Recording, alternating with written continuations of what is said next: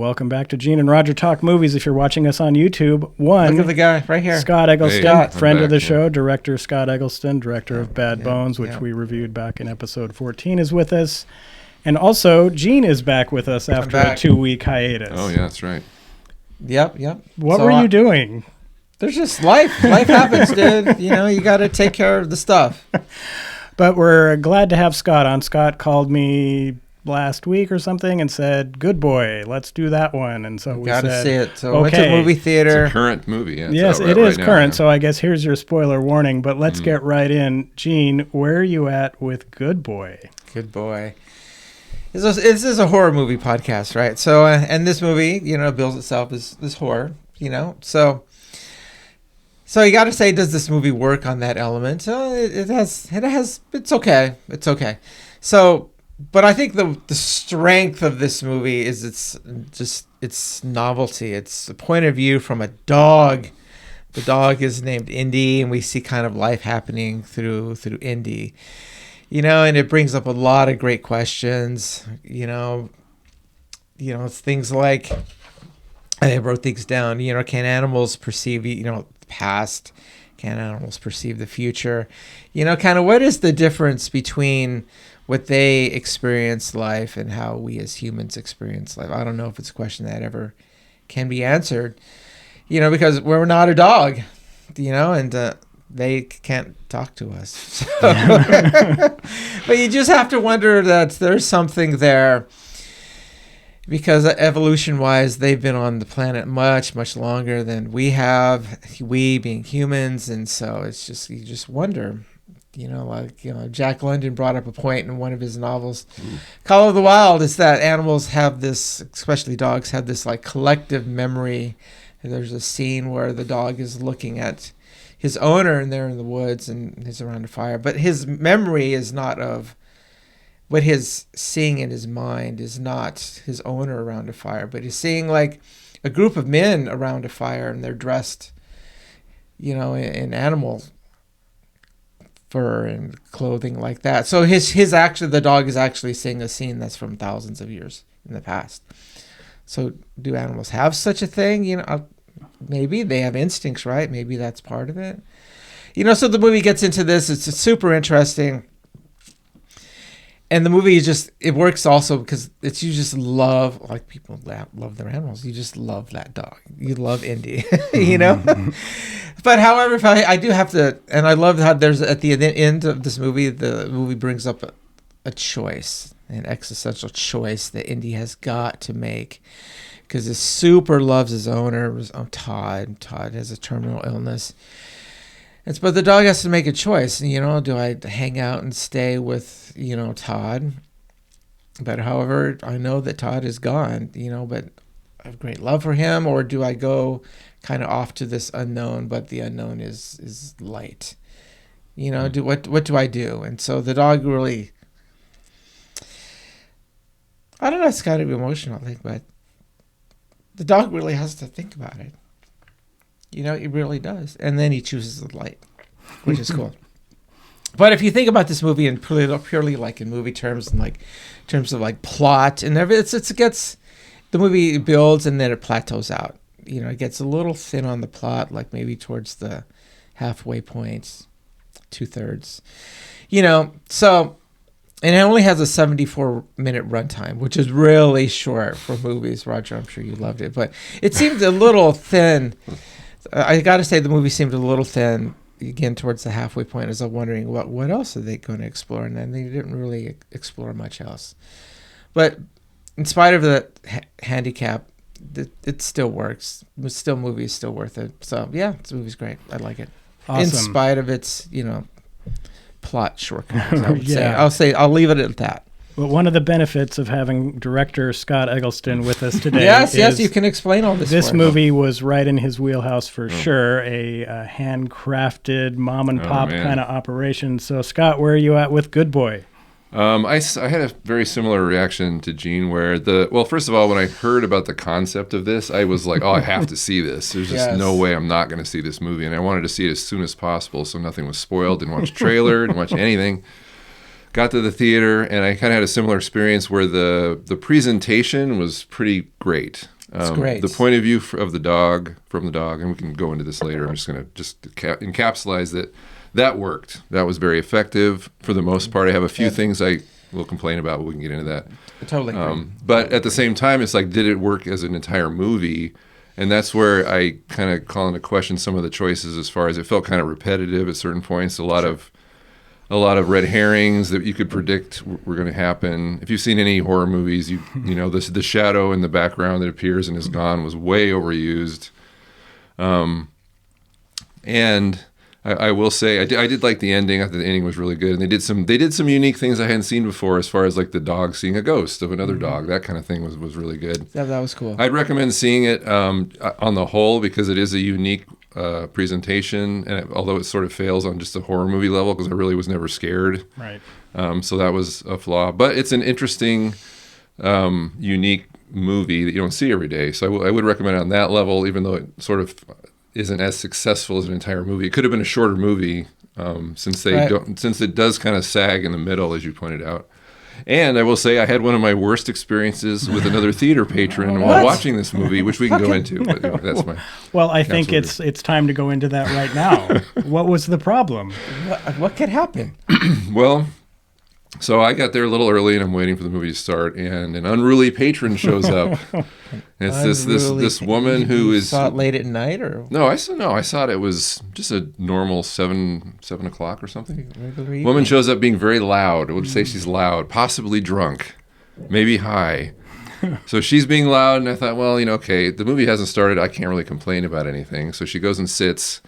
And is loud during the trailers too. Wow. Bad omen. So now I'm thinking, okay, what do I do if this progresses? She's on the same row as me, about 4 or 5 seats off to the left. The movie starts, and to the movie's credit, I mean, when a movie sucks you in, it'll tame viewers in the theater, right? Yeah, you probably because they're paying attention that too. before. But then, it kind of gets past its initial wow factor. And the woman starts talking in the movie. So now I'm thinking, do I shush her, but if I do that, is she just going to get more obnoxious? So I just sat there. Sure enough, somebody else shushes her. This woman flips out, drops the F-bomb, is yelling. So the person who shushed her gets up and leaves, and the woman says, "Oh, she's going to go tell security on me." Mm-hmm. Sure enough, security shows up, kicks her out of the theater. Awesome. So that was the end of that. Well, good. After that, smooth sailing as far as the movie goes. Kind of like a film, you had some building thing all the way to rising a climax. Conflict. Right, yeah. So this works out well. Resolution. So. That's one of the reasons I am cautious about going to theaters, and I always see movies at completely bizarre times. So I saw this one at noon out in a Wasilla theater, and it was me and one other dude. Oh, so remember, we live in Anchorage. Right. Wasilla is a suburb. Well, it is not a suburb. Wasilla is a suburb of Wasilla, Anchorage. Absolutely, no, yes. I dare you to go out to Wasilla and say that. I'm going to do it. You won't come back to Anchorage, I'll tell you that. But anyway, here's my thought on Good Boy. As I was watching Good Boy, what I was really thinking about with this movie was it reminds me of the care and craftsmanship that has to go into a stop motion animation film. This movie took more than a year to put together because of course 3 years. Right. Yeah, 3 years. Because of course you're dealing with an animal, and you basically are filming this animal and hoping it's going to hit its marks or do its thing that you want it to do. And then you had to spend, I'm sure, a significant amount of time editing this film together. Now, to the director's credit, he said, here's my 67-minute movie or whatever it is, and I'm not going to add more just to make it 90 minutes because there isn't anything else to add here. Right. And so I appreciated that a lot. Here's the movie I'm going to tell, and here's what the runtime happens to be in order for me to tell this movie, and I'm not going to throw in a bunch of garbage to make it longer. And so that reminded me of movies like Boris Karloff's Frankenstein, which is also around 67, 65 minutes, and it's a complete film with that runtime because that's what we needed to say. Yeah. And so I definitely appreciated that. Now, did I enjoy the film? Not really. I'm definitely recommending it based on what both Scott and Eugene said as far as It is unique. You've never seen anything like it before, although I kind of have, in a movie called Hills Have Eyes 2, which if you remember that one. Oh, part 2. No, I missed that one. Oh, okay. Side note, Wes Craven was kind of forced to do a sequel to Hills Have Eyes.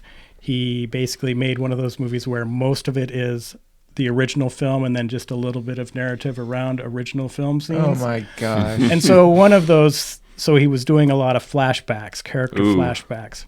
Well, one of the flashbacks is one of the dogs is having a flashback to what was going on, right? So, Cool. But anyway. Let's not talk about that. No, it's a terrible film. But anyway, for me, though, did I enjoy the film? I think the film made some critical mistakes as far as the delivery of the story. One of which is they set up the owner, Todd, as having a terminal illness of some sort. Some kind of respiratory thing. And then they do a lot of explaining about how he's going to go live at Grandpa's house. Grandpa had died. Haunted house. Right. And that's the problem that I have with the movie is they set up through VHS tapes of Grandpa and through this sister that periodically calls Todd that the house is known to be haunted.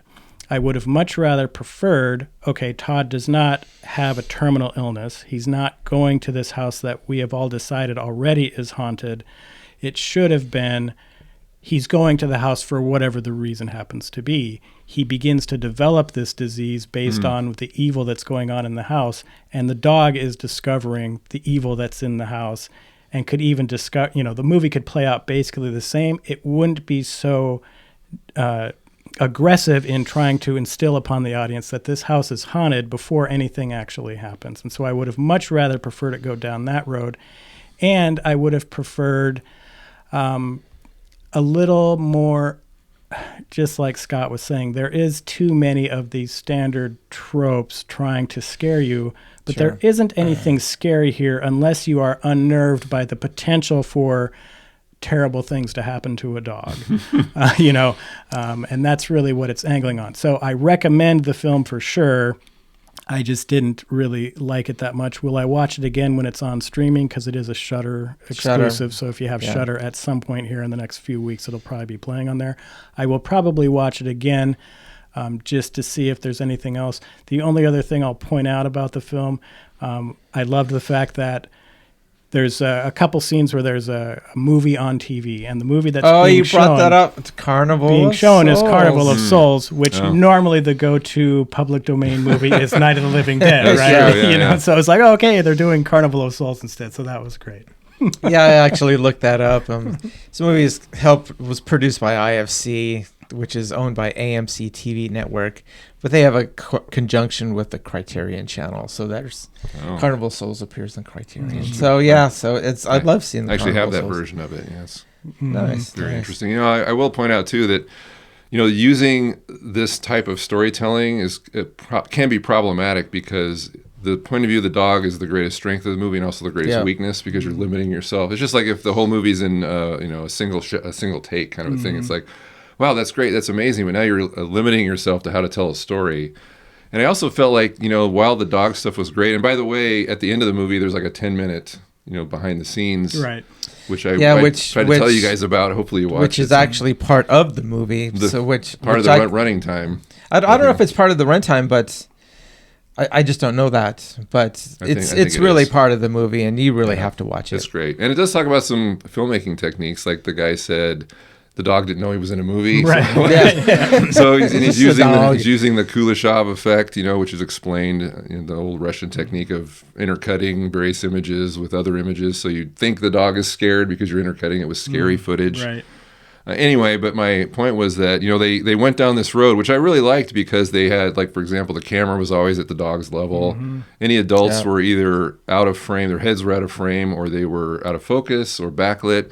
Kind of reminded me of Gene's favorite movie, Skinamarink. Thank you for bringing that up. Yeah, where you never saw the characters' faces, but you had sympathy for them because they're kids, and this is a similar effect here. It's a dog, as you pointed out, so you like the dog because you love that dog. Did a great job. However, I will say I don't think they went far enough. For example, as far as I know, dogs don't understand English, so it would have been more interesting that if the words the dog was hearing, since we're supposed to be the dog, were muffled or not intelligible until it said something like "stay" or "sit." Right. Certain commands that would have been, I think, a little more brave storytelling. Obviously, you're going to alienate a lot of people. Say, I can't hear any of the dialogue. They might freak out, or the fact dogs can't read, but we were seeing text messages and phones and things like that.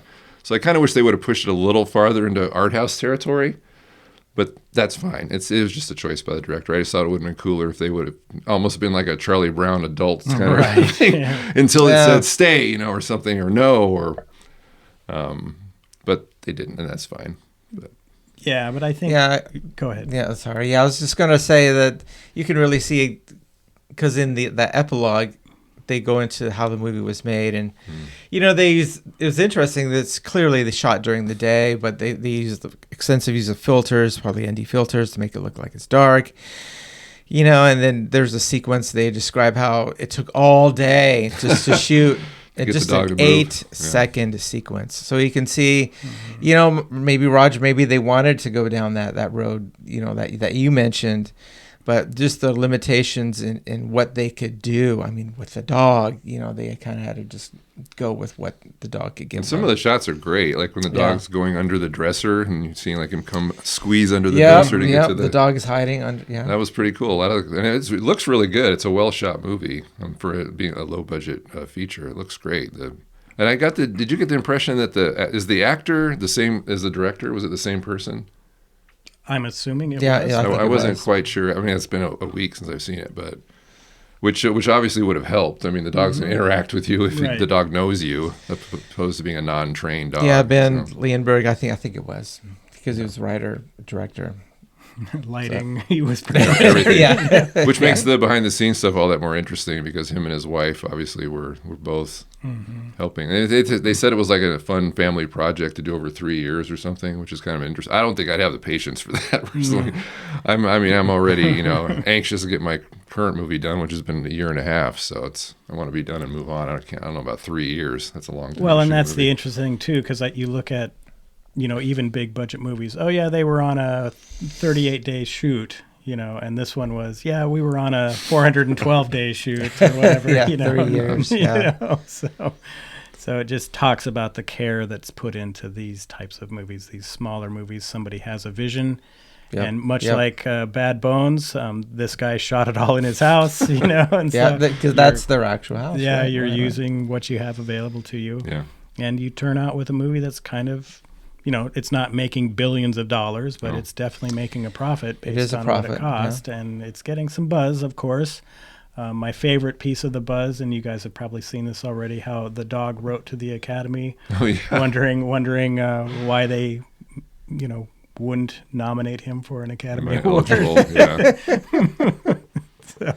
And nothing. How would that acceptance speech go? Well, nothing would make me happier though than the audience, because they always do and the best actor goes to, and they always have the close-ups of the actors in the little window box there, and here's Dustin Hoffman and Leonardo DiCaprio, and here's this dog, and then they announce Indy the dog, just to see the faces of all the actual actors. Just what the hell? I just lost to a dog. But the Academy should do a special award for this. I would be okay with that. It would be a fun thing for the Academy to do. It would give them a lot of good, positive buzz, and it would be kind of humorous to see the dog actually accept it. It would have to make more money. I think right now it's made like, $2 or $3 million. Yeah. If it were like a breakout hit, like a Blair Witch, I could see him totally doing something like that. Yeah. But right now it's still pretty. I mean, I don't know. Did you get an idea what the budget was on this? It can't be $10 bucks, something. We should have probably kind of dug around to find that out. But I've heard it's the box office is not spectacular, but it's not terrible as well. Not bad for a low budget movie. Mm-hmm. Yeah, so it's doing well. It's only been in theaters for like a week. Roger Corman would be proud, although Roger Corman would never take this long to make a movie either. No. But, he would have had a child in a dog suit wandering around. This movie did. Somebody brought up that kind of reminded him of Benji also, as far as the dog's the protagonist. There's not a lot of movies. You have the Fantastic Incredible Journey movies about the animals going from place to place. Yeah. But I will say that those movies were told in more conventional, traditional.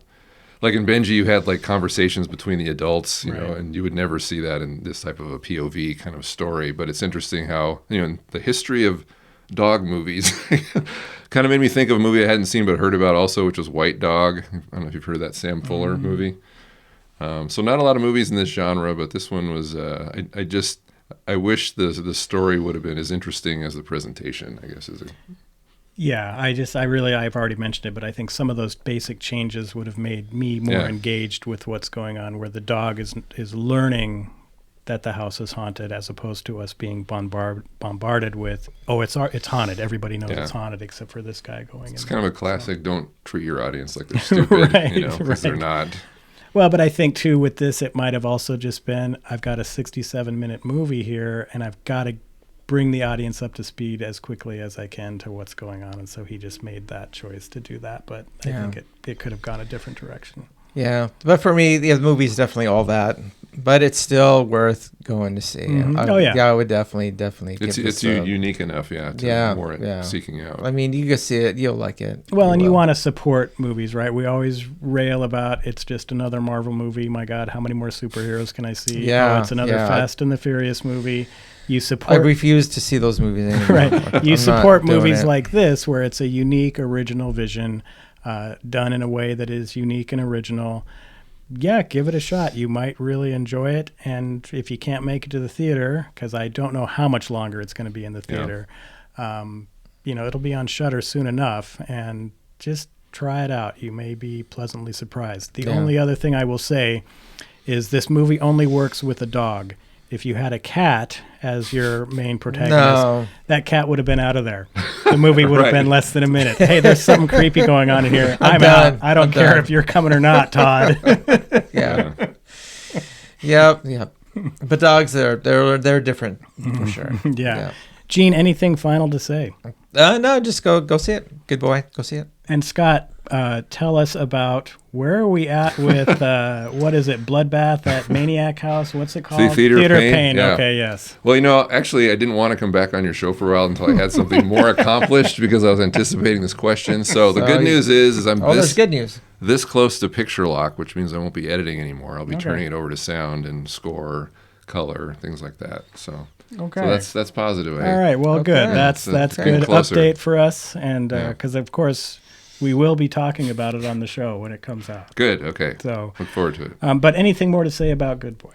One more thing I heard was the only reason this movie's in theaters is apparently because it got a huge, I guess, on TikTok or social media or something, heard about this movie. And it just kind of blew up online, and so that's the reason they decided to put it. It's, I guess, going to be a streaming title. Yeah, it's only. A Shudder exclusive. It's a Shudder movie, and it got a theatrical release, which is pretty impressive.